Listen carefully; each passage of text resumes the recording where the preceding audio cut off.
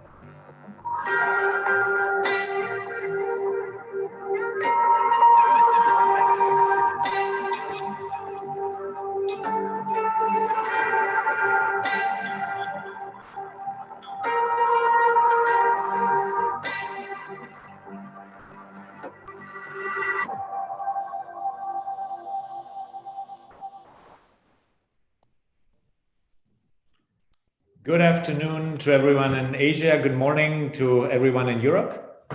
My name is Konstantin Popovic, aka KP. I'm the CEO of Grey Group Singapore. I'm also a climate reality leader and the founder of our sustainability practice, Sustainably Grey. Welcome to Climate Confusion. Can marketing become planet positive? Allow me to set the stage before I introduce you to our panelists and presenters.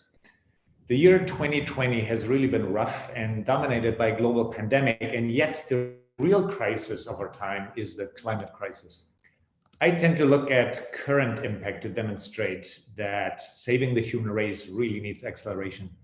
Between 7 and 9 million people die from pollution every year, and there are 3 times as many climate crisis refugees in the world as there are people displaced by violence and wars.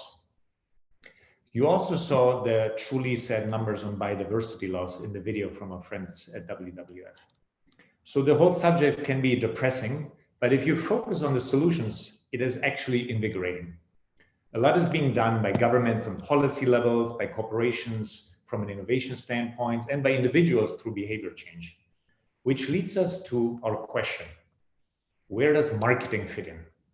This question is particularly relevant given that marketing has been mostly perceived to be part of the problem, driving overconsumption and waste, marketing harmful goods, and of course, greenwashing. We believe that marketing has an obligation to be part of the solution. Marketers love solving problems, and this is the biggest problem to solve right now. So this webinar is our rallying cry to the marketing community. Let's start driving the sustainability revolution. To start answering the question on how marketing can take that leadership role, we have assembled a fantastic group of experts. Let me introduce them. We start with John Grant, who joins us from London, bright and early. Good morning. A brilliant strategic mind and maybe one of the first marketers who switched his focus to purposeful marketing long before that was even a term. John just published his second book on greener marketing. We'll hear about that more in a bit. Second, we have Hedda Lütke, the Southeast Asia leader of Hill & Knowlton's Better Impact practice. Hedda's brainchild is Project Impact, a matchmaking platform created to connect corporations, NGOs, and volunteers to drive sustainable action. Then we have Kim Stengert, who has been the communications lead for the WWF here in Singapore for the last 6 years.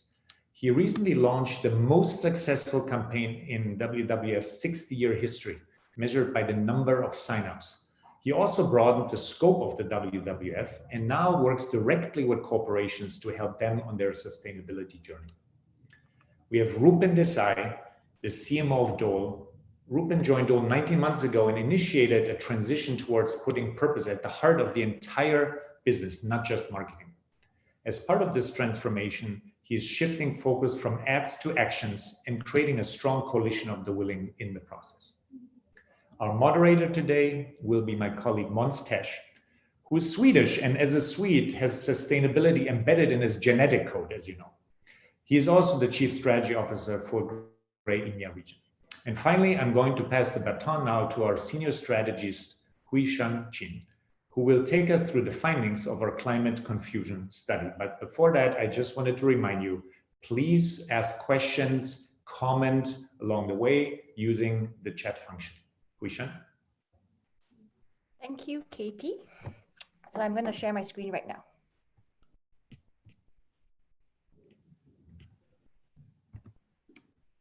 Everything okay? All good. Okay, right, let's get going.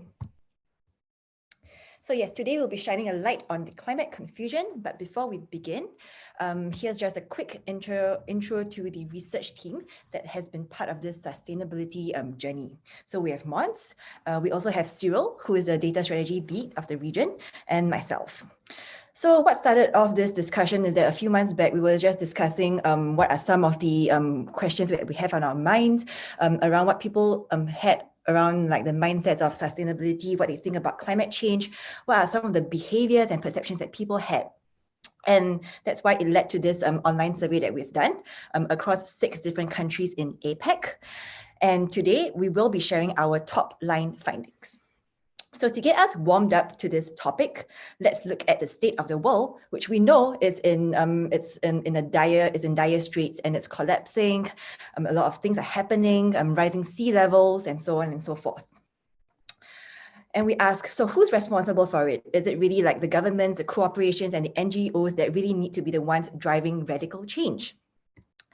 And does it mean that the rest of us, the everyday consumer like you and me, do we just sit back and watch what all these global stakeholders have to do? The answer is obviously a no, because that's what we've seen from Sir David and Greta and what they have proven to us, that every one of us, we do have a part to play in this climate crisis. But I guess sometimes for us, it's also difficult and it can get really confusing with all these different sustainable information, ideas, and advice that all the brands have been throwing out in the market. And it seems really difficult for people to really understand what they should be doing, how can they really contribute, and more importantly, what actions really make the most difference. So we had a hunch, and our hypothesis here is that perhaps too few people are aware of the real impact of various actions that they can do to curb global warming. And this is what we set out to uncover in our survey. So in the next couple of slides, this is what we'll be sharing. Here's a quick agenda, a quick overview of what I'll be covering in the next 5-10 minutes. So firstly, we'll be looking at what are some of the key climate concerns that people have, what are some of the green actions that people have been taking, how do their actions actually relate in terms of impact, and what's causing all this confusion, and what can brands do today to help bridge this confusion gap. So let's get going. Firstly, on climate concerns. So we found that through our survey that almost 80% of people in APEC are seriously concerned and worried about global warming today. And with the eco warriors coming from countries like Philippines and India. And what they are most concerned about are really things around like extreme weather, rising sea levels, as well as health issues that could cause like epidemics, caused by epidemics, heat waves, and haze. And so that's the mindset of our consumers. But what are some of the green actions that people are currently doing more often than not? So we found that people tend to engage in activities that are closest to their lifestyle. I guess these are really activities that are simple, that's fuss-free, that it's part of their daily lives. And you can see on all these numbers here, the top 6 are like switching off appliances, reducing single-use plastic, buying and consuming what they really need, upgrading to more efficient light bulbs, recycling, as well as conserving water. So these are really things that you could do day in, day out. It doesn't really require that much effort. And I guess that's why people tend to engage in these activities a lot more than the rest. But I guess there are also people who perceive that there are barriers that stop them from having more of like taking up more of these green actions. And we found that the first thing is price. So I don't think this is something that we are all, we will be surprised, because when we look at it, sustainable products do usually more costlier. And that could really stop people from like going on to like a greener lifestyle. Second on the list is accessibility of greener options. So I guess even if people really want to say buy green energy, if it's not available in their country, they could also not be able to adopt such green lifestyles. The third is on complexity of adoption. It could be really confusing for people to really step into this whole new world of sustainability and to really understand what are some of the different things they can do. It's really difficult for them to jump onto this bandwagon. The fourth is breaking old habits.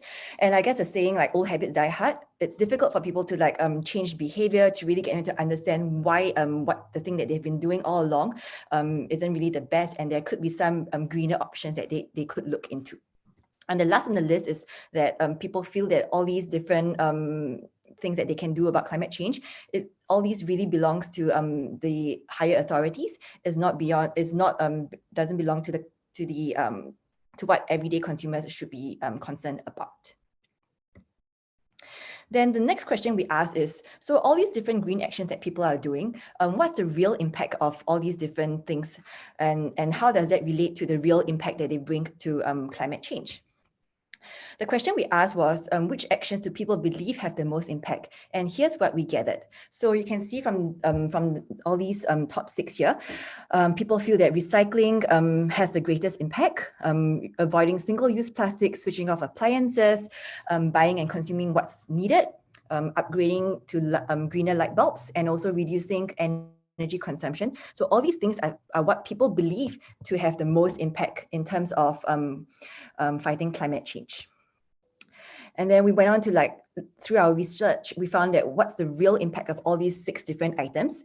And interestingly, we found that in terms of actions that provide moderate impact are things like recycling, buying and consuming what's needed, and reducing energy consumption. And on the other hand, if you were to avoid single-use plastic, switching off appliances, and upgrading light bulbs, all these only have low impact. So you'll see that they fall within the range of low and moderate impact. And then the question we ask is, so if these are just low and moderate impact actions, then what are the actions that actually matter the most?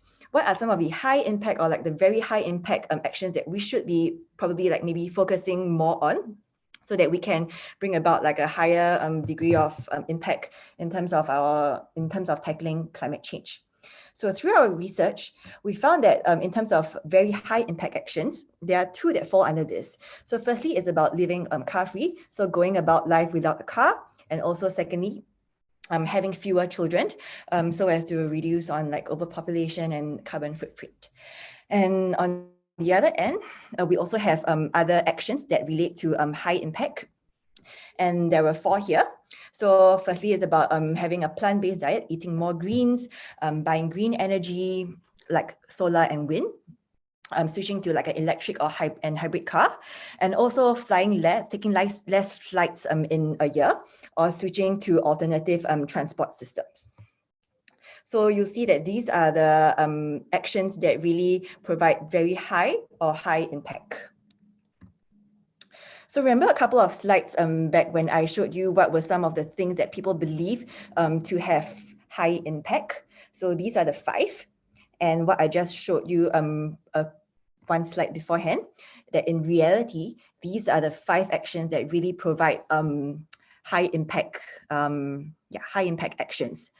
So you'll see that there is a sharp disconnect, a sharp contrast between what people believe to have high impact versus what is in actual fact. There is definitely there's no overlap here at all, which really proves to show that people are indeed confused in this world of what they should be doing in terms of tackling climate change. So the question is, why are people confused? And I think we see it as people tend to overestimate, or rather underestimate, the actions that matter and overestimate the actions that don't. And it feels as though the further away these actions are from their daily life, the harder it is for consumers to really realize what that impact of action could be. And bringing back something that we've shared previously is about how like people tend to engage in activities that are closest to their daily consumption and lifestyle. And as you can see on this chart here, what's in yellow are really the top activities that they do. And you can see that like switching off appliances, recycling, reducing plastic use, all these things are things that are really close to their daily consumption and lifestyle. So it's also easy for them to really take on and start on all these habits. But if we were to look at what's in the white rows, you'll see that as you go down the list, these things do require a greater investment in terms of effort and commitment. It requires like a bigger lifestyle change if you were to go car free or if you were to like invest in green energy. So I guess that's people do become more hesitant in terms of like switching their lifestyle if they were to like go on to all these different items that could provide high impact. But I think the important thing for us to note is that we are not devaluing the actions that have lower impact, because all actions are good and should be encouraged. But the thing is, if consumers were to be more aware of what they could be doing, perhaps they would contribute further through higher impact actions. So in the next chapter, we will be looking at what are some of the things, opportunities that brands can do to help close this confusion gap. The good news is brands and businesses are already picking up pace. They are already seeing sustainability as a priority. They are also feeling the pressure to become more sustainable. And after all, meaningful brands do tend to outperform the market by leaps and bounds as well. So by understanding the climate awareness gap, we feel that brands can use this knowledge to further empower people to make a bigger difference. So in the next couple of slides, I'll be sharing a couple of opportunities that we have identified for brands to take on. So the first opportunity that we have here is about creating clarity to clear the confusion. So it could be difficult for consumers to really understand what's that level of impact that a specific action has in terms of fighting climate change. And as we can see from our survey, people are really not aware of what has high impact and what has low impact.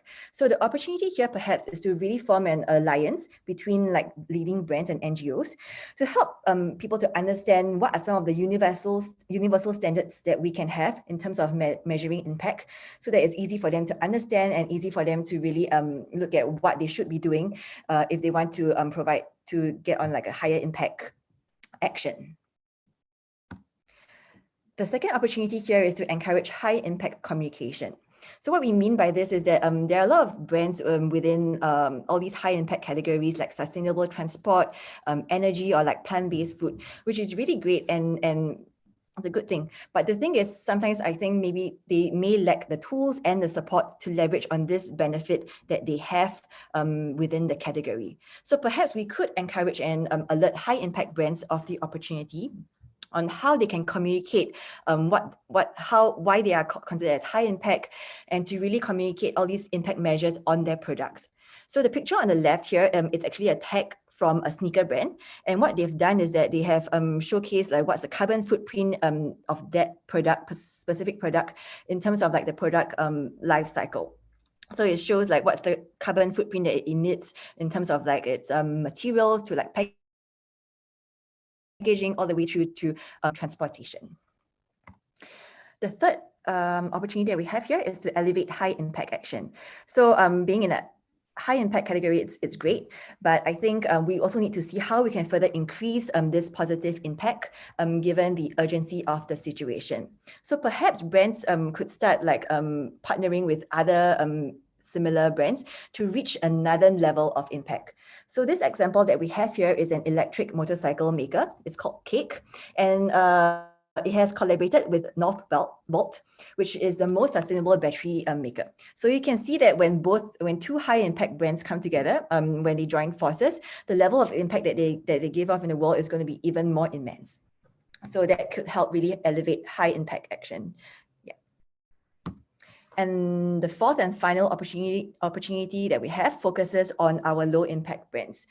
So I guess with the increased clarity of like measuring individual impact, it may not really help all these sustainable brands that are within the low impact categories, like maybe avoiding single-use plastic or like conserving water.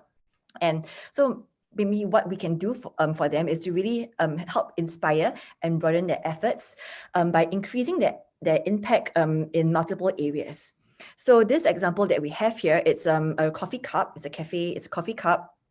And it's already using reusable material. It's biodegradable, and it's also like recyclable. But maybe like what we can do for them is that instead of just stopping at recyclability or like biodegradable, maybe what the packaging that they use could also be created from food waste, say coffee grinds, which could help increase the impact that they bring on to the world as well. So in conclusion, these are the 4 opportunities that we have identified. Firstly, it's about creating clarity to clear the confusion that consumers have in terms of what's high impact, what's low impact. Secondly, we could also like encourage and alert high impact communication for all these brands to really get them to leverage on the benefit that they have. Thirdly, it's about elevating high impact action by getting brands to partner with each other to really get to that next level impact. And the last opportunity here is to help the low impact brands find that extra space, extra area to really bring greater impact to the world. Yeah. All right. So brilliant. Thanks, Shan, so much for this. Really well done. The conclusion is climate confusion is real. So Hedda, can I ask a first question to you? So what did you feel when we went through this material? Was it surprising to see this kind of stark contrast between reality and belief, in APAC specifically? And sort of why do you think this confusion has come about? I think not surprising, but also, a bit disturbing. I think confusion, I think there are 2 lines to it, and you kind of touched on both of them. I say confusions happened over time because what people now believe to be the most impactful individual actions to help fight climate change is what we were told were the most important individual actions to fight climate change 15 years ago.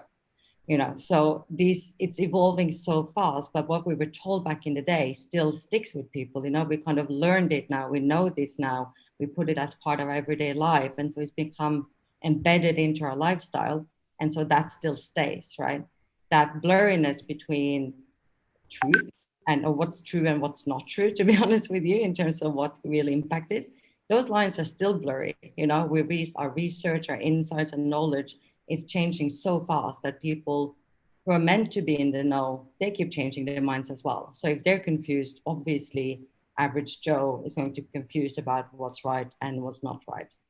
And Yes. there's one more thing as well, which you just touched on, which I think is very important, is I feel like we can almost exchange the word confusion with like laziness or compromise in a lot of ways, right? Because these things that we are now doing, they don't, like you were saying, they don't inflict real change. They don't force us to change the way we live our lives. There's nothing really there that impacts on my everyday life, but things like not driving, not eating any more meat or fish, not having any more babies. I mean, these are huge life-changing decisions.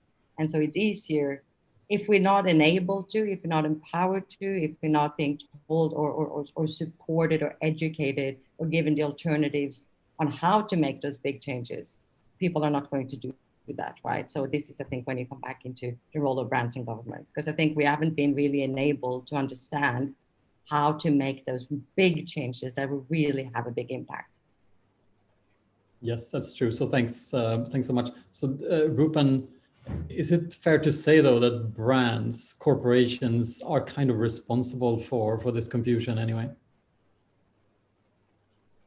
Partly for sure.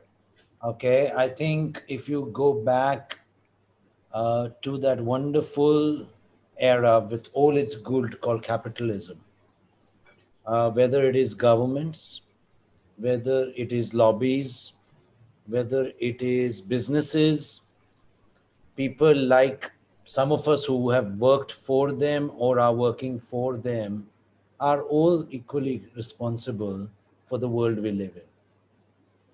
I don't think there is any one single culprit, but it's a combination, it's a cohort of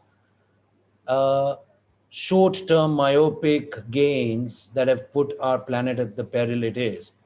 And I think if any one of us has young children, they have a better sense of the responsibility they carry. I mean, I have a 7-year-old who teaches me about the level of plastic I still continue to waste, even though I may consider myself quite evolved.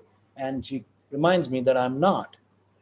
Okay, and we're all, as adults, living a life where we talk far more and we do far little.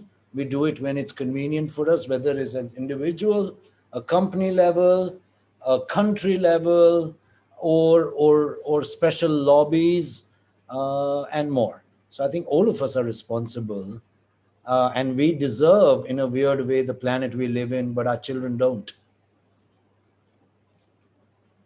So what can we do then? So building on those suggestions that Sean just shared in the deck, like John, so what are your thoughts on what could brands do to kind of bring more clarity on this individual impact? I feel I want to clear some climate confusion too. The study with the famous result with the have one less child was from the University of Lund in Sweden, and a lot of their consideration set of actually what I can do was based on what Hedda said. It was old government campaigns, school campaigns, and their list was rather narrow. There's another study that I quote in my book that was quite comprehensive, and the answer is we can do a great deal. So this study, you can see it in my book, found that consumer behaviors, just consumer behaviors, buying from brands in all the different ways that we do, in Europe could reduce the total carbon footprint in Europe by 32%. But they had a much broader list, and they said, yes, we have been too focused on things like unplug your mobile charger and change your light bulbs. LED lighting actually was favored by governments and others because it was such a simple win-win in terms of energy efficiency and simple to do. So what you can do, I don't want anybody to leave this call in climate confusion. What you can do is vote green. Above all, domestic energy and energy efficiency. In my country, we could meet our targets next year if we just blocked windows and did a very small amount of energy efficiency improvements. Buy less, buy local, buy sustainable, buy from the sharing economy and share things that you only need occasionally, eat plants, travel light, support sustainable brands and companies, and support the ones who are really making an effort and get behind them. Look at where your pension and investment is being invested, and you'll be surprised. Actually, a lot of pension companies are very forward on environmental, social, and governance. And don't buy from companies that are still supporting deforestation or in other ways climate backward. That's quite a big to-do list, but you can do a lot. I don't want anybody to leave feeling that, well, I had my child now, so and I can't afford a Tesla. There's a great deal that you can do. And I think as brands, our role is just to make it exciting and to be part of a progressive and inspiring movement where people feel empowered and don't feel depressed by all of this. I think just to add to that as well, I think it's spot on what you're saying. It is such an exhaustive list, and what I think is one of the challenges to people to jump on it is a lack of trust as well, which has been built up over time now. You know, when it's kind of coming out in the wash a bit with all this greenwashing and all reporting becoming mandatory and people having more transparency into what companies and brands are actually doing. When you say buy more sustainable, support local brands, or, you know, don't interact or don't buy from brands who are actively part of deforestation, it's quite difficult for consumers, I think, today to know who to trust, who's honest, what reports and what claims can we prove them? Can we test them? I think that's a lot of the confusions coming in today is who do we trust? How do we know we can trust them? And what are the proof points that we need to look for? Right? I think those are the areas that we need to be addressing. It's good that you pointed that out, John, because like when we were doing this study, of course, we only did a study on beliefs, not actually reality, but to find out what is the reality. We looked long and hard and was lots of studies, but no, like, looking at individual action is quite hard to find. So we're not claiming that the study we found from the university in Sweden is the sort of, you know, a be all and end all of that situation. But I think it points to like why this confusion comes in the first place is because there are no standards. There is no sort of universal standard that sort of measures your carbon footprint that all brands can just plug into easily.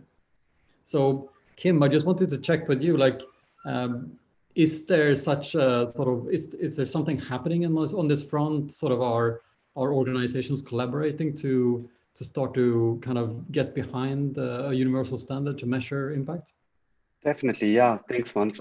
Maybe just to add one different perspective to the study as well. And I loved all of the arguments you guys made. That was fantastic. What I've seen just recently is a new study called "Don't Tell Me What to Do."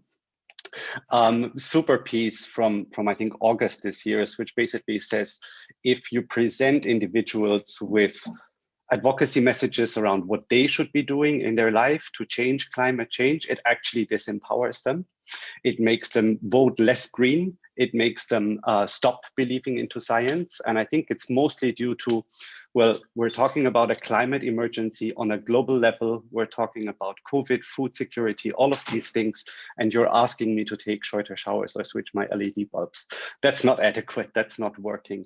So a lot of this actually leads to a lack of trust. And I think as well, you know, behavior change to a certain extent led to an unintended consequence there of old messaging and not updating it. So I think it's as well really, really important to share with, I think, consumers, with individuals, with our clients and customers, that it's not just about their individual action, but really as well, how do you send the signals? And I think John's given amazing pointers at what can be done in terms of it's all of our responsibility. And yes, our individual action does play a role, but we do have to send the right signals as well to who do we invest with, where do we buy from, and who do we vote. I think on labels and certification, there is, I think, so quite specifically, I think from a Singapore context, for example, if you're trying to breathe clean air and fight haze, you would be looking for pulp and paper products that have an FSC label. If you're trying to buy cooking oil that is not contributing to haze, you would be trying to buy things that are certified by the RSPO. On climate, there is comparable initiatives and global standards. It's not there for every single commodity and every single product, I might say. But companies that are keen to really make sure that they align their own footprint, for example, with the science that we see coming out of the IPCC, which is the scientific body behind the Paris Agreement, you would opt for things like the Science-Based Target Initiative. So you're looking at what, as a business, can I do to reduce my impact across different scopes of my operations, including how do you influence your supply chain? And then also, yeah, what are your reduction targets? How do you offset the rest, etc.? And those get actually vetted by climate scientists. And only once they're approved by them, well, you can really shout about it, of course, as well, because you've really then come up with a system as a company that's completely aligned to science, and you have a really clear action plan. Yeah, brilliant. But I might admit they're hard to find and not so popular as they should be. So if we could help bang the drum for these, that would be super helpful too. Yeah. And we heard from Shan that people still feel that sort of price and access are the sort of key barriers to living more sustainably. That feels like this sort of common, I don't know, excuse almost that, you know, sustainability is only adopted by those who can afford it, affluent audiences. So maybe starting with you, Rupen, do you think that that's still true, and is this changing? No, it is true. Like Maslow's hierarchy of needs applies to just about everything we do, right? So if I'm worrying about where my next meal is going to come from, I couldn't care less whether it was meat or plant. And I think we can't take away the fact that we have created a world which is quite unequal. And if anything, the pandemic has shown us is that we can make it even more unequal. The amount of unemployed people, the amount of hungry people, the amount of people at the bottom end of the Maslow's hierarchy. So I think unless we make price at an inflection point, unless we bring access at an inflection point, unless we bring education and transparency at a point, we will be a few of us, the haves, talking to the few of us about the problem that the few of us have created. Some of the richest countries in the world are responsible for some of the after effects that are felt in some of the poorest countries in the world. So we can all, as haves, the more equipped, even on this conversation, talk about it. But unless we solve from the bottom of the pyramid, unless we solve for price, for access, we're really not solving much. And intrinsically, I also have an issue with purpose marketing as a term. You see, we're very clever people, marketeers or advertisers on the business. And whether you look at it from the financial crisis, we all figured out different certifications we could get and created a system where we paid for the certification company to exist, and the certification company existed so they can give us the AAAs. We didn't learn much from the financial crisis. If you look at the nutritional labels, we've all made it a masterful art of how to hide the sugar, how to hide everything that is terrible. So again, as we think of this as a marketing term, as a marketing task, I suspect we're so clever and so myopic that we will end up confusing the already muddied waters rather than talk at purposeful action, whether by corporations, whether by government, and not just a marketeer's part or an advertiser's part or an advertising agency's part. So I think we can't ignore Maslow's hierarchical needs. We can't have a conversation between the haves and the haves about the problem that the haves have created. And we can't limit this in a weird way to let's do purpose marketing. I have no clue what purpose marketing is. I have no clue. I mean, either a company is purposeful or a company is not. Either a government is purposeful or a government is not. And if we're not, we're all clever people who learn how to hide all the bad stuff we do behind some certifications. I mean, we're very clever people, but the only people we're fooling is our future generations and ourselves. So I think we'll have to have whether at a panel, individually, we have to have a much harder look at why we live in the world we live in and how much do we accept it to continue or not. Yeah, so thanks. That's interesting. So we talked about certifications and sort of almost like gaming the system. So a really interesting question from the audience was how useful the UN Sustainable Development Goals are in this respect. Would you like me? I don't want to take a lot of airtime, though. I saw the question was from Michelle O'Neill. And I'm assuming and hoping this is Michelle O'Neill, who's just moved to Australia and is a close friend of mine. But I could be wrong. Hi, Michelle. Welcome to the chat. And she puts in the chat that it is Michelle O'Neill. So good to hear from you in a chat box, Michelle. I think the UN SDGs are extremely important, extremely valid, extremely relevant.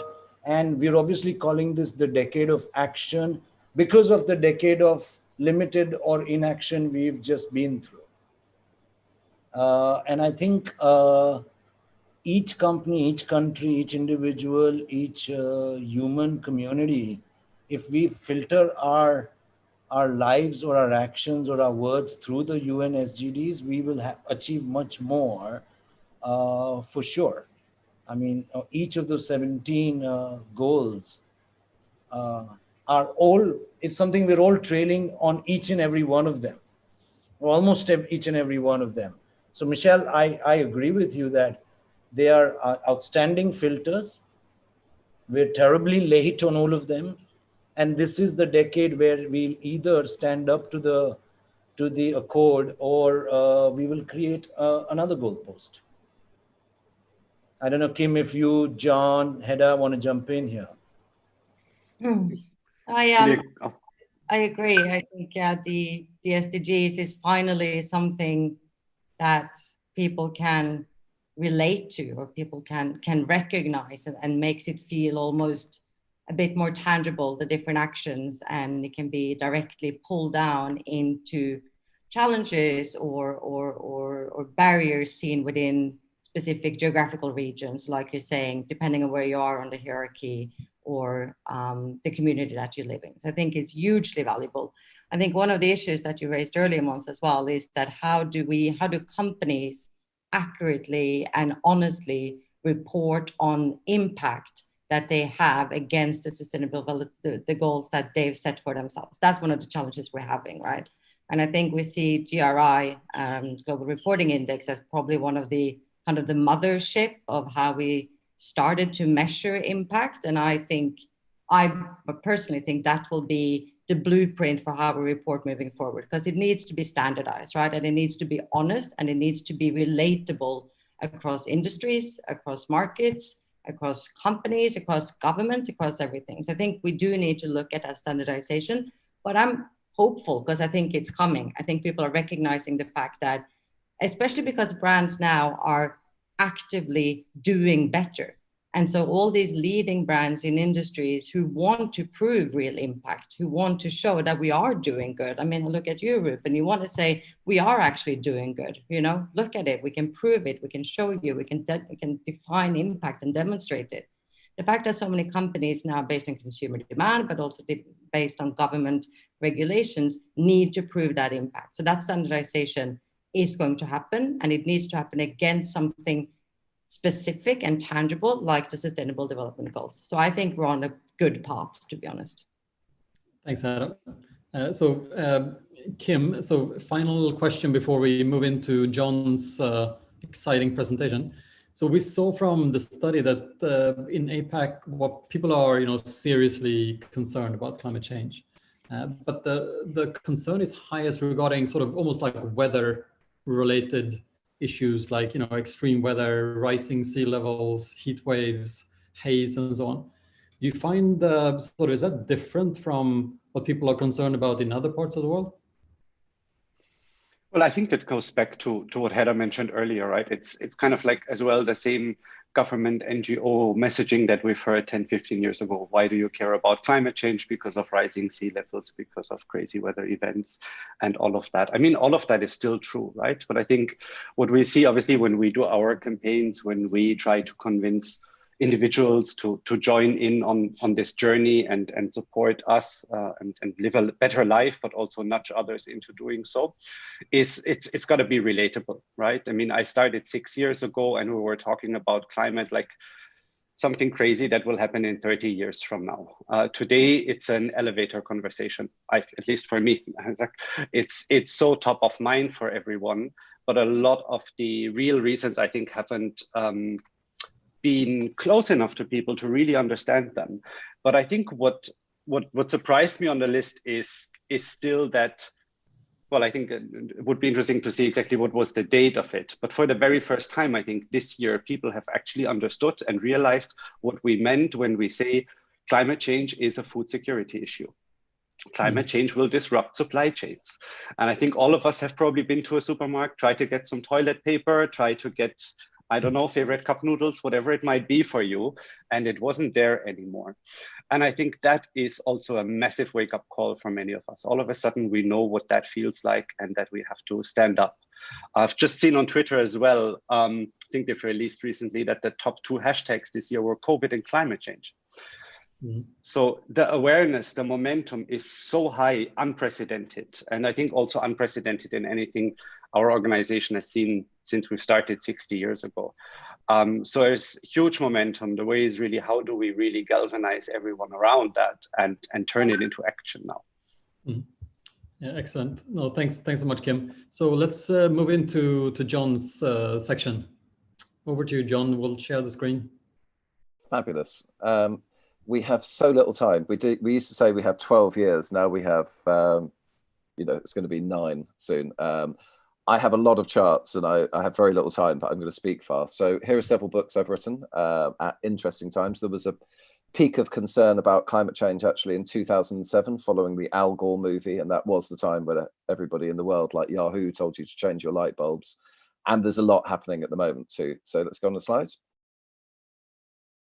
We're at a tipping point. I think the tipping point in business is a shift from seeing sustainability as something inconvenient and marginal and extra to deal with, to seeing it in the boardroom as one of the main things, and all of sustainability, including equality and development, as well as climate and ecological issues.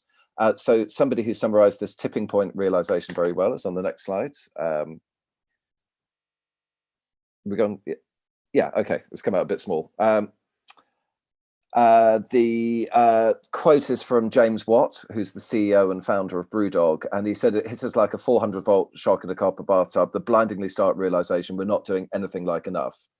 And he goes on to say an equally stark realization hit us, and it's on the next slide.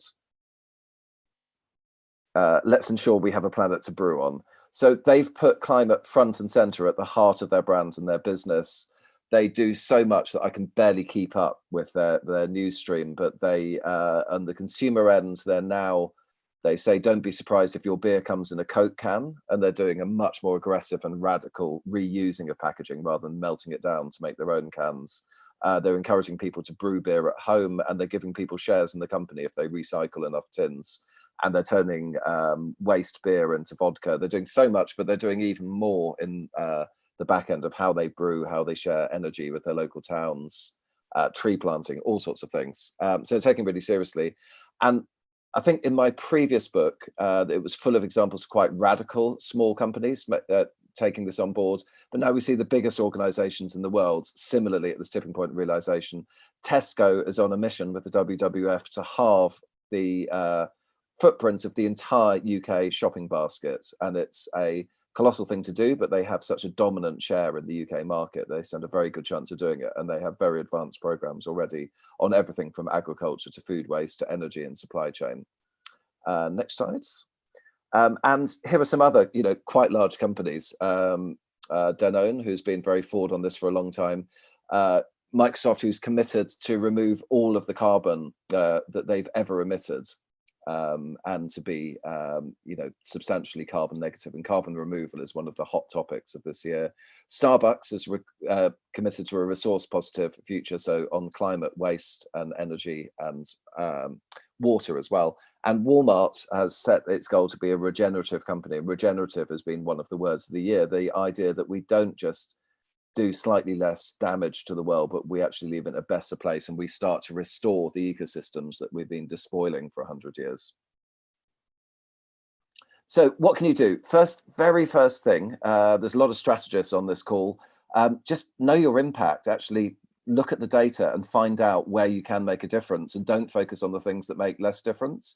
For you, there's no need for you to be climate confused because you have good data. So here's Starbucks. The little thing in the bottom right hand corner is Starbucks entire CO2 footprint for 2016, and the biggest box on there by a factor of 2 is dairy, and all the other little things like compostable packaging, that's a small part of something that's under 10%.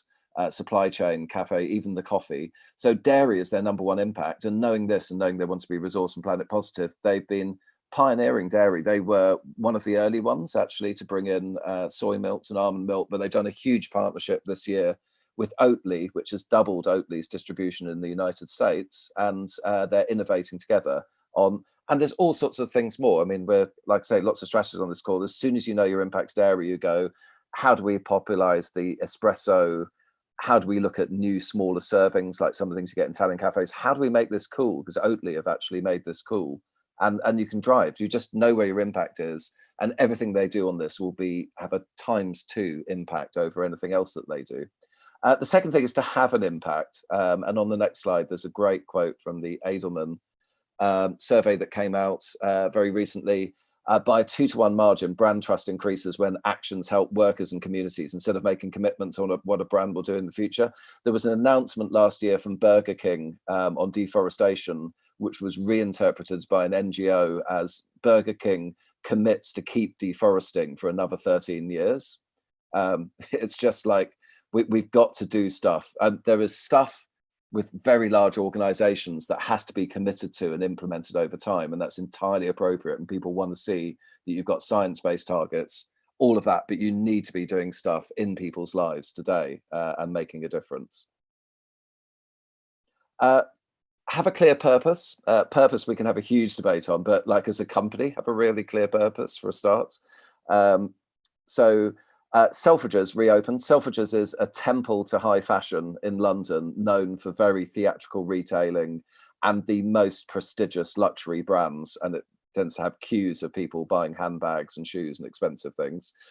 They reopened in a quite muted way with a slogan on the front of the store saying, "Let's change the way they shop." They've come out with something called Project Earth, which is a comprehensive 5-year plan for how they're going to do their bit. And they've done so many things already. The store is packed with places where you can rent clothes rather than buy them, where you can resell your clothes, where you can get your clothes repaired, where you can meet eco beauty brands and refills, and lots of education communication. And the MD of the store said, well, after COVID, after everything's happened, we just couldn't open the same way. You know, in my interpretation, it'd be like Marie Antoinette. You know, we've got a crisis in Paris. We need to respond, and we need to be doing things and taking people with us. And all of these things existed in smaller niche brands, but it's really encouraging that one of the main luxury retailers in London is doing it, and they're doing it all behind a really clear purpose, which is to change the way we shop. Better products. So on the next slide, I was on a panel with both of these brands and recently, and they both said the same thing, which is it's on us. We had to, as Impossible, make something that people who like meat burgers liked even more, and we make a better product. It's not more expensive, it's accessible. And the same with Bulb Energy, which is the fastest growing and greenest by some measures energy company in this country. But they've also adopted all of that wonderful AI system service, you know, the sort of the Uber Airbnb world. So they're also rated #1 for service, and they're cheaper. They've just they've just totally smashed the market, because on every criteria, it's a total no-brainer. Why would you buy from one of the other guys? And Russell Davis, who comes from our community, used to be at Wheaton Kennedy's, their marketing director, and he was just like, it's on us. We have to do the clever heavy lifting to make this just irresistibly in every marketing measure, including price, better. Participation, big word. I've been writing about participation for 8 marketing books. I just think it's the world we live in now. IKEA, I pitched this idea to the presidents of IKEA 20 years ago, that they should be selling secondhand furniture, and it got a kind of mixed reception, shall I say. He described my proposal as putting a jumble sale in the car park to prevent people buying new. But they were doing a hell of a lot on every front, and I was working with them sustainability back then, but they're now, and you know, the same with Lego. There's enough Lego in the world for another 3 or 4 generations of children. It's just in everybody's loft. And whilst Lego are working really hard on not making the product out of petrol, which they are working on, meanwhile, we can get a lot of play value out of what's already there and getting it back into use. I really applaud their initiative. Build from partnerships. We can't go this alone, and often there's an NGO near you that can help you go so much further. So Parley, which is an ocean conservation NGO, partnered with Adidas. Originally, they made a nice shoe in 2017 to take to Davos to show, here, we made this out of ocean plastic. Last year, they sold 11 million pairs. It's over $1 billion in sales, and it's the most successful shoe launch probably by a mainstream player since Nike ID. And they've also partnered with Parley to completely overhaul their supply chain policies and look at being a circular company. And they've got a much more exciting product actually on the way called, I think it's Hypercraft Loop. Anyway, and a loop is another fantastic initiative which many of the leading FMCG companies in the world are part of. P&G, Nestle, Unilever, they're all in there. And the idea is that you want to enjoy ice cream, but you don't particularly enjoy the packaging. And in fact, you'd rather have your ice cream in a tin than a trashy piece of cardboard or plastic. So what they do, like the old British milkman, is they collect the packaging every week, wash it and reuse it. And it took, you know, really no one player could have done this, but everybody getting on board. This rolled out in the States, is now in the France and UK. And the great message from the sharing and circular economy is just enjoy all the things you're enjoying with much less impact, and just look at smarter ways of delivering and serving people's needs. So my last point, and this was the big headline conclusion of my first book, is stop the greenwash. And greenwash is just about making stuff that's normal look green. And it's about making yourself look greener than you are. And instead, let's be really radical. Let's innovate. Let's find new products, new services, new markets, be part of this new thriving green economy, and then make that normal for people. Bring people with you. Before Tesla, the electric car looked a bit like a children's book car. It was, you know, Postman Pat or something like that. And now electric cars are the coolest cars on the road and really aspirational. And that's trickled down across the whole industry. And that's the bit that we can do. What we're really, really good at is desire and urges and people's itches, and really getting people to want to go on this journey. None of us would have chosen this. We would have loved to live on a sort of celebrity reality show island for 100 years and have everything in the supermarket when we want it. But we are in this race now. And most of the companies that I deal with have recognized that we are in this race and have decided that they'd really like to lead in this race and not get left behind. And it's the same with consumers. We just need to bring them with us and make them see this as exciting as it can be. I could say so much more, but you can read my book if you see book for details. Yeah, so super exciting, John. Thanks so much.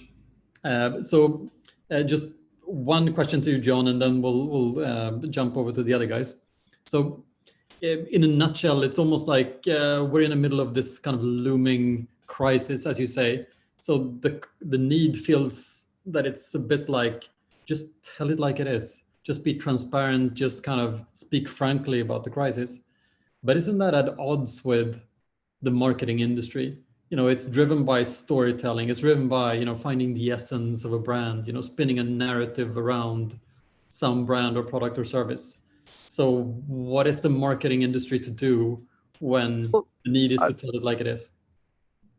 It varies. Like the most progressive, innovative and greenest things that I've worked with usually have traditional marketing needs, which is just to, you know, scale their distribution and their sales and get brand awareness. And, you know, it's surprisingly traditional world. For the more conservative incumbent transition companies, there is a more nuanced message. I mean, Unilever, which is a huge global player in food and household goods, has decided, their CEO said, that they will simply dispose of any brands that doesn't have a greater role in people's lives than washing their hair or cleaning their clothes. And each one of their brands, I was part of their brand imprint program over 10 years ago, where each one of their brands had a several day offsite with everybody involved in that brand from every side of the business, and just asked, what can we do?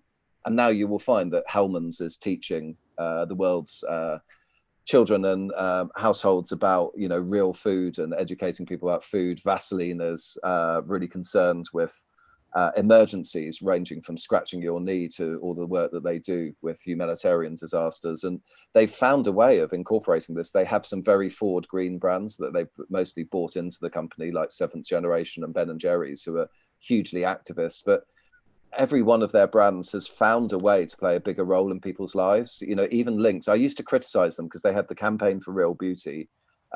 And I was like, which one are you? Are you a feminist company, Unilever? Because you've also got Lynx, or Axe, as it's known internationally, which seem to be in favor of the objectification of women, and with their slogan, spray more to get more.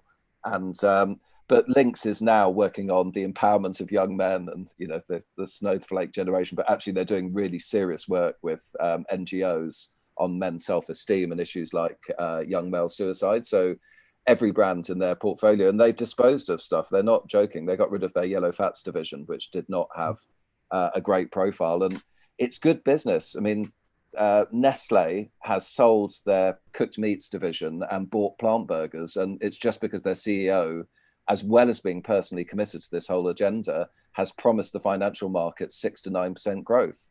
And you're not going to get that from Frankfurters, but you are going to get it from something called the Awesome Burger.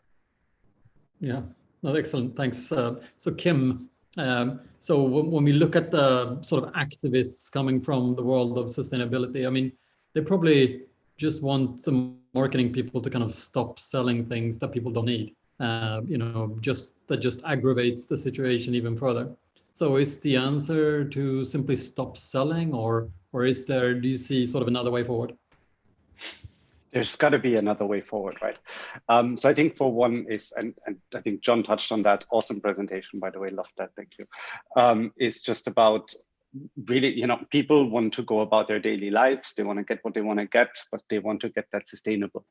And they want to get that without a negative impact on the environment. And I think at least from a WWF point of view, that must be our theory. I don't think we can go and convince 7 billion people that they should stop to aspire to have a piece of meat at the end of the day, or have something else, or have a child, or something like that. I don't think that's how we're going to turn this situation around. I think John's given amazing examples on how the circular economy, how sustainability can help every business to disrupt itself, come up with something innovative that will probably make a better environmental impact at the same time, a better profit line, and do something positive for planet and people. And I think that's got to be the way forward. While of course there's always about reduction is always an important piece. And yes, I fully agree. If you look at my wardrobe, that's quite limited. And I do a lot of the things that everyone has mentioned here before, but that's all personal decisions people have to take. Of course, you know, many of us will enjoy a minimalist lifestyle, but does that mean we have to stop marketing? Does that mean we have to stop selling things? I don't necessarily agree with that. I think just how we do these things needs to change, what stands behind it. And I think all of us can just look at what is the opportunity coming out of this, rather than, oh my God, this is a gloom and doom scenario. We know that, right? But so the question really is now, what are we going to do about it? How do we build brands and companies that have a triple bottom line, that provide value, that don't do less evil, but do good? Because that's what we need, right? If you think back to what the video said in the beginning, we've got to restore as well, not just do less evil. So that's interesting. So Hedda, you work for one of the big PR agencies out there, but your responsibility is the better impact practice. But I'm sort of assuming that when you take on clients that sort of are in the more high impact categories, that sort of maybe like fossil fuels or meat or dairy and so on. So how do you work with them to kind of help them reinvent themselves to be planet positive?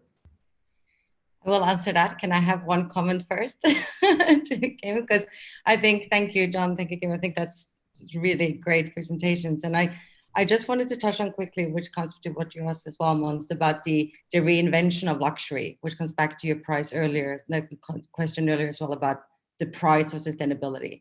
And I think what we're seeing here as well in APAC is the change in consumers' perception of what status is or what luxury is. And those symbols are changing, right? It is about reuse, share, recycle, sustain. Like these are things that are becoming luxurious. You know, they are the exclusive words. These are the things that will impact on what people choose to show the world. They're what the stuff that now start badging themselves with. So I think that's a huge opportunity for brands and for marketers, is to understand the consumer demand and the consumer need to reshape and reassess what luxury is and what status is. And that is changing dramatically. And I think it's so encouraging to see so many of these big brands and big companies recognizing that need and facilitating that and enabling that in consumers on such a large scale. So I just want to get that out there. And I will answer your question, because yes, this is, I think, one of the kind of challenges we often find is that, yeah, we do, work with brands in high impact sectors, but these are the conversations we need to be having, right? Like what is, like energy, for example, fossil fuels, so many markets today are no longer trading that, for example, so it needs to be switched to green portfolios. So that's rapidly changing. We are working with energy sectors. We work with brands in high impact sectors. Can be challenging to assess the situations that we're presented with. But what we do is that we do say that we don't judge on past behavior, but we judge on focus for the brand forward sometimes. But to properly assess that, whether we can work with a brand, we need to kind of run an audit, which is where we work so closely with things like GRI, for example, and ESG reporting, because we need to understand the operations, the progress, the impact, and then assess those against the goals and the claims that the companies and the brands are putting forward. And that audit results in what we call like a better impact score, which is kind of my part of the department, which identifies what claims, what promises that brand can really own with honesty and with credibility. What, if anything, that needs to be addressed or adjusted or changed throughout the supply chain for those goals to be real. And what we can do then to help build that sustainability program, how to make it take shape, get implemented, and then generate real impact through things like partnerships, NGO collaborations, and changes in production lines and changes in supply chain. So we do work with them, but we work with them set on very defined criteria and a very serious level of auditing to make sure that it's not greenwashing and we're not promoting someone who shouldn't be allowed to be promoted. Brilliant, thanks. So just before getting into Rupen's presentation, just a final question for you, John. So you talked about sort of giving advice to IKEA when they came to you to ask about sort of how do we communicate sort of our improvements or our efforts in sustainability, which were considerable. And your advice to them was to not communicate. So could you please explain that? Yeah, it was the shortest presentation I ever gave. It was just one word on a page and it said, don't. They had spent 12 years putting their house in order, but remember, this was in 2001. So they looked at everything. They had a whole report that was quite thick with the title, How Do We Know That Every Factory Has a Fire Extinguisher? And they'd been challenged in the late 80s, actually, in Germany by a materials chemist who said, your coating on your bookshelf could poison my child. And then the board was like, A, he's right, so we have to change that, but B, how did we not know? And they spent a lot of time in reporting, and then they naturally said, well, we've put our house in order, what should we do?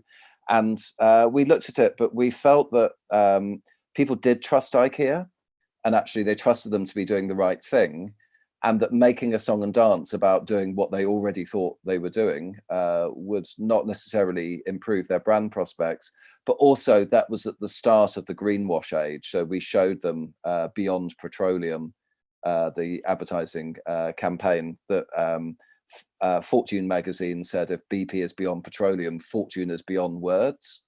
And it was really, it was too early to be talking about their at that point, very small investments in renewable energy and other sources. So, and we just said, don't greenwash. And then Anders Dalvik, the then president of the company, said, thank God for that. He said, we don't have any adverts saying we don't poison too many children in our cafes this year.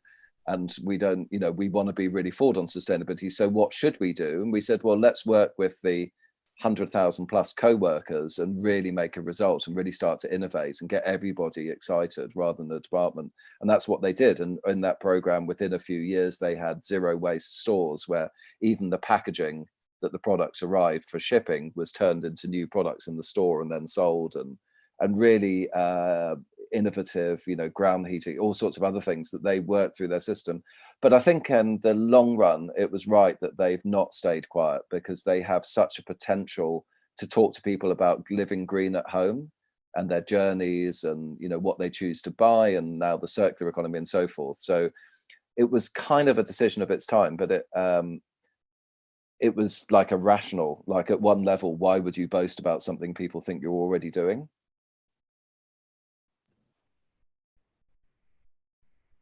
Oh, really cool. Thanks, John. So with those words in our ears, Rupen, let's go over to your presentation. Thank you. And John, I thought that was a great presentation. So look, a couple of disclaimers as I take you through the journey we're on. If I sound like we at Dole know the answers, then I'm stating right away that we don't. If I sound like we're doing everything right, I can assure you we're not. If I sound anything apart from the fact that we're trying, please limit your brain again to go back to saying Dole seems to be trying to make a difference in the world. And we're lucky, because most companies define their planet journey, sustainability journey, purpose journey, positive journey through what they sell. So if my job was to sell a red can of sugary water, sustainability and planet will become a tab on my right-hand side, CSR, call what you may call it, because eventually the way I make money and the way I scale my business is by selling sugary water to the world. And therefore, as much as Simon Sinek has made the why famous, I think the what and the how are the start of the sustainability, the planet positive, the green, the purposefulness journey, as much as the why is. And we're lucky because at this company, we can literally eat our purpose. There's nothing we make. Mother Earth grows something fantastic. We need to bring it to the people so that their health, their nutrition, their wellness can be made better.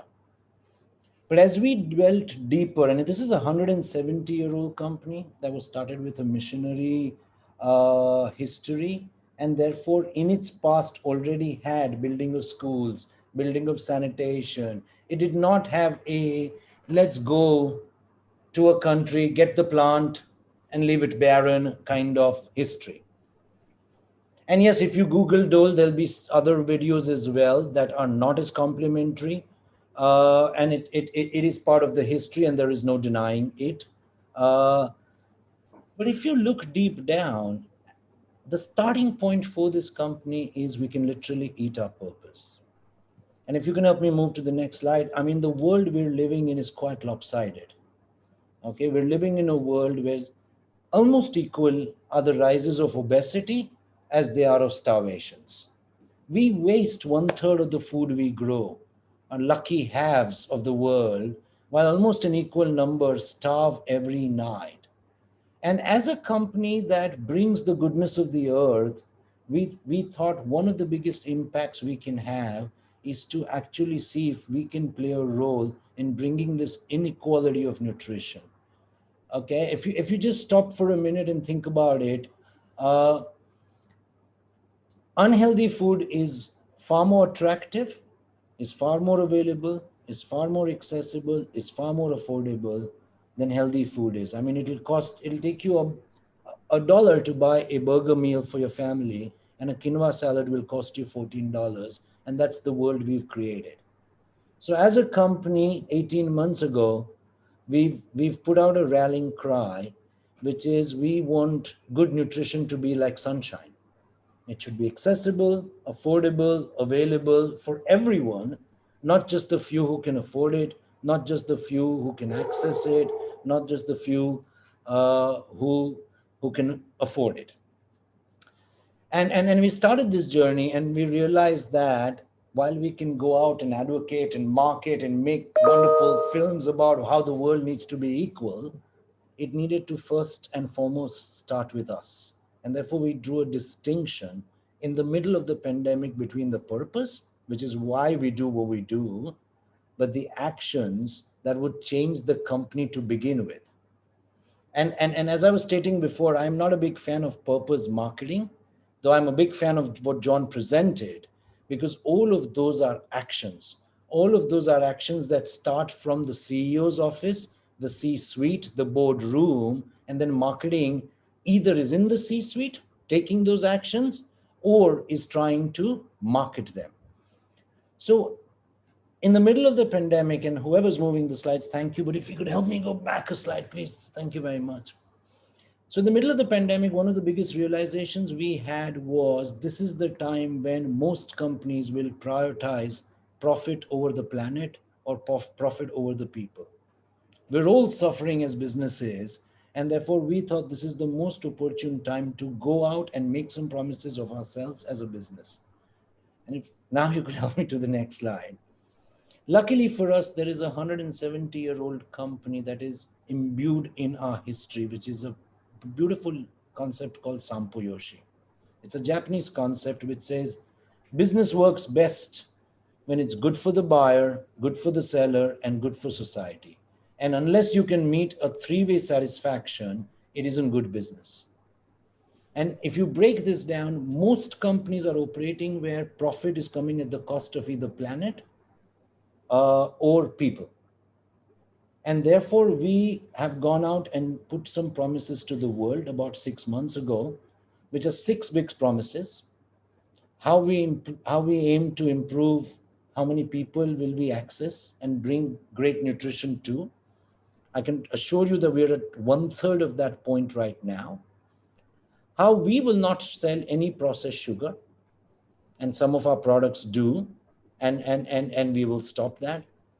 How we will stop any fruit loss, because we realize the difference between food and feed. A move away from plastic, as well as carbon neutrality. But to me, the big difference is in the 6th promise, the one in red, we are actually going out and saying we will create 50% increase in shared value for all stakeholders, including our shareholders. And by that, rather than making sustainability promises, rather than making CR promises, our ambition is almost to create a business model where prosperity, planet, people all thrive together rather than the cost of each other.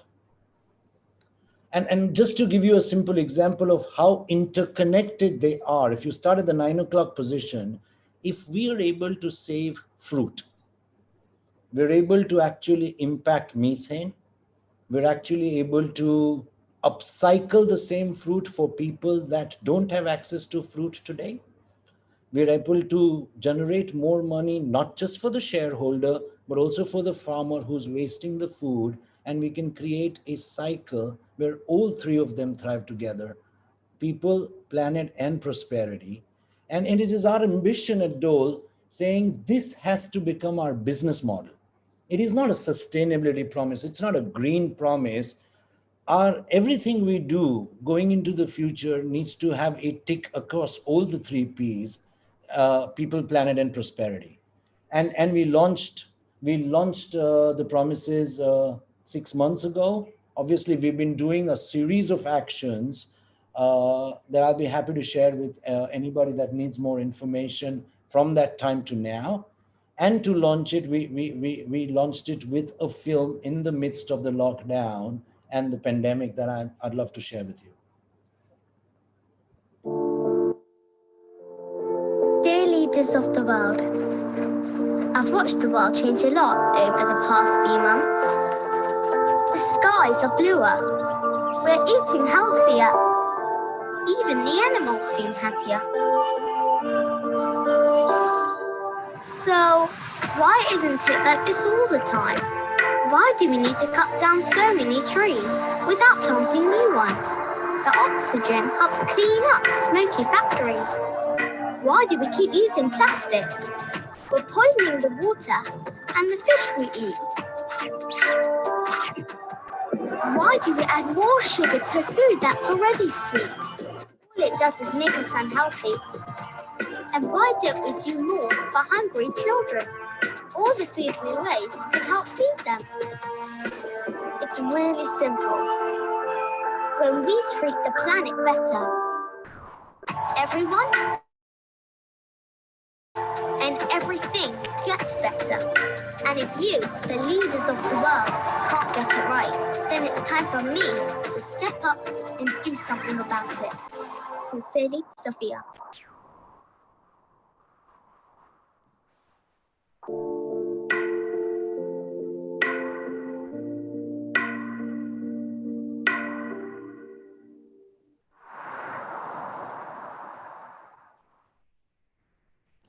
Excellent. Thanks so much, Rupen. Brilliant. So you're on this journey to a more equitable world, and it's very commendable, or you call it sunshine for all. But you talk about these sort of actions that really sort of bring this purpose to life, or living your purpose. But what are the toughest obstacles you're facing when you do so? Because I imagine it's one thing to say it, but another thing to actually do the actions that live your purpose and deliver a more equitable world. No, so internally, we're very lucky. The company, the shareholder had Sampo Yoshi in their history for 170 years. Most of our leaders come from the entire C-suite, the entire leadership team of 12 people that we are, all come from feeling that they are activists themselves. And therefore, internally, there aren't as many, and we're not publicly traded, so none of us need to worry about this month's delivery and any short-term mechanism that takes us away from the focus and the filter we would like on the purpose. And we're lucky. I realize that isn't the same for all companies. We're also lucky that what we make and what we sell, we don't make much, but what we sell is actually purposeful. I think the challenges come out in the world as you look at it. Why we don't have solutions yet for plastic. We're working with a whole host of companies to evaluate how we can get out, having made the promise, and having made the promise not knowing the answers to all the things. Having chosen progress over perfection, we are now working with a whole host of companies on replacing, because we eventually sell food and we have to sell it in the safest way, and we don't want to sell it with plastic over the next couple of years. So we're working with a whole host of startups, NGOs, partner companies, anybody with a good idea on that.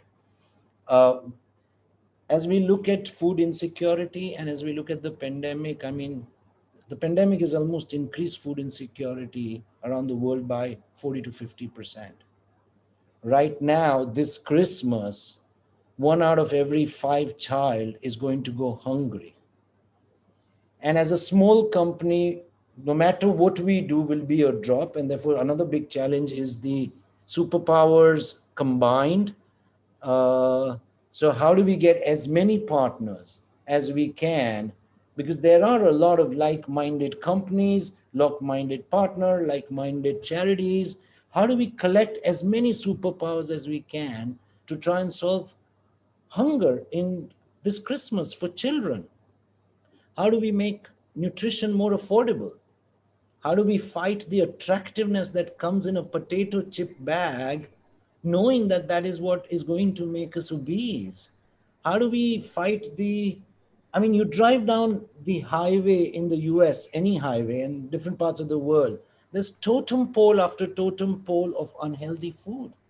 Should we open, I don't know, fast fruit companies? So there are enough challenges out there that we need to take on. Luckily for us, our challenges are external rather than internal. And for that, I consider myself very lucky. So you talk about a lot of the biggest challenges are sort of driving systemic change. So more societal change, for example. And, Kim, I guess that's sort of something that's close to your heart as well, sort of using marketing to drive systemic change. So can you tell us a little more how you do that at WWF? Sure. I think, one of the key things is actually for us, the way we look at a lot of these issues is how can we help set enabling conditions? So inherently, we don't necessarily think that anyone is evil and is out to God. There might be some, but that generally, I don't think that a lot of the issues we're facing today are unintended consequences, things that were not thought through.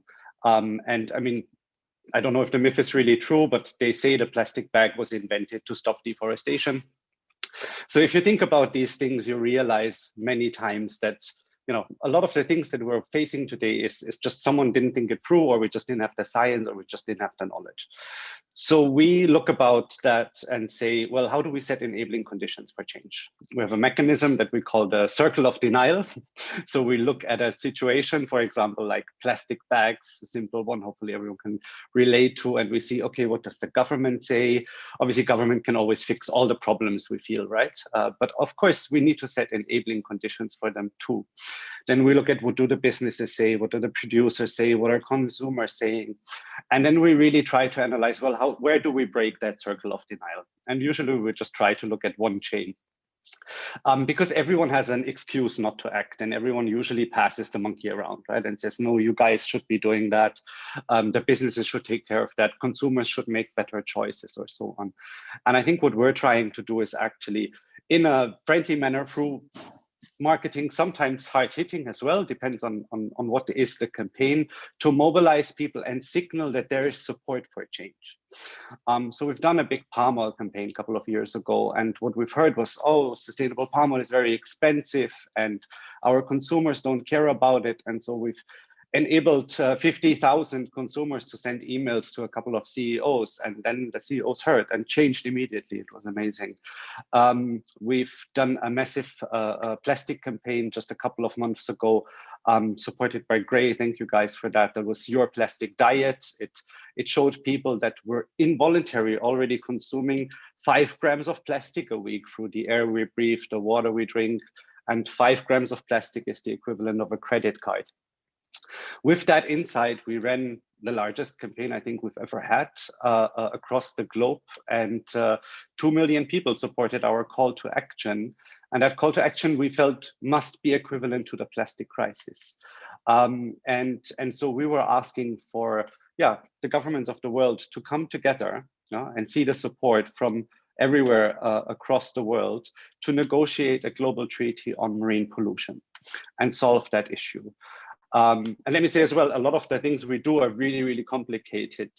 Specifically, I think everything in sustainability is quite complicated, to be honest. All of your assumptions usually turn out to be wrong. A lot of trial and error, a lot of innovating that needs to be done to just get it right. But yeah, plastics is not always the most evil thing, right? So we have to be really mindful about how do we think through the entire systems. And yeah, I think we come in and look at marketing as an enormous opportunity to mobilize people to help set enabling conditions, where then people can step in and say, as a government, for example, the businesses in my constituency are supporting tougher climate policies, etc. That is enabling conditions for the government to act. Same so if the citizens of a country support that. And that's what we try to come in with marketing to support that. Brilliant, thanks. So we have so many more questions, but we don't have time for them. So we're going to do one final question to all of you.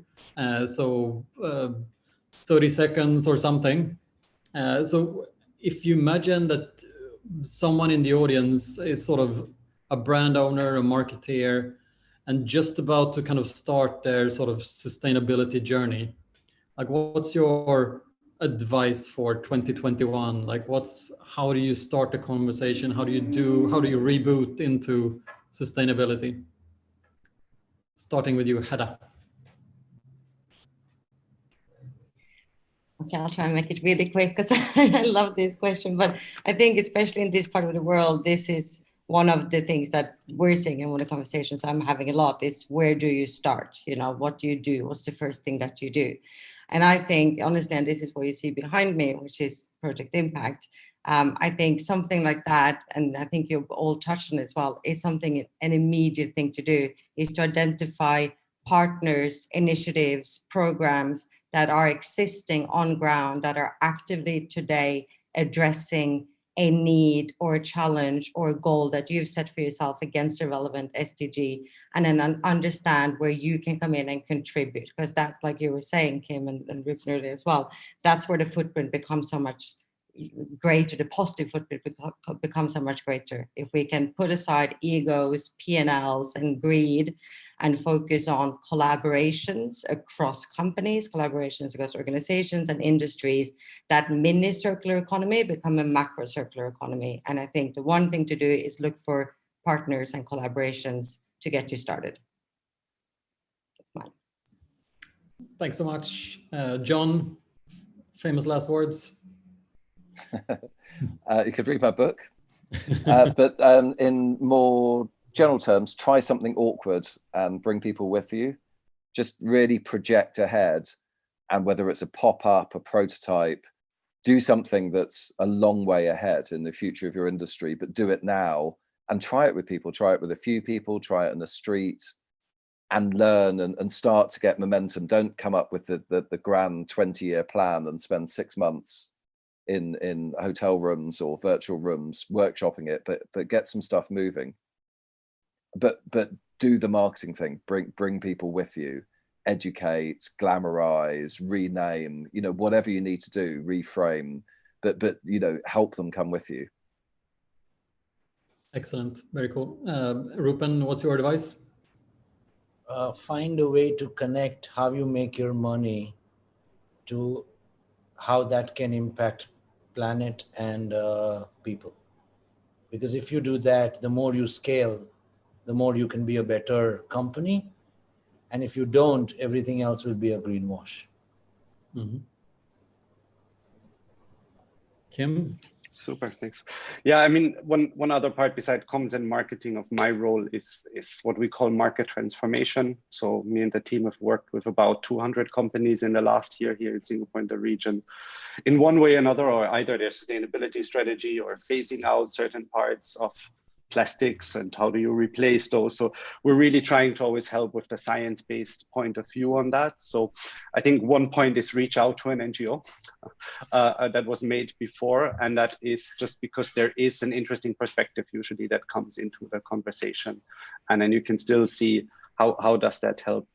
The other thing I think is don't give up. As mentioned, sustainability is super hard. It's most of the sustainability projects people tell me are failing. So don't give up just because it's hard. You know, good things are hard to do.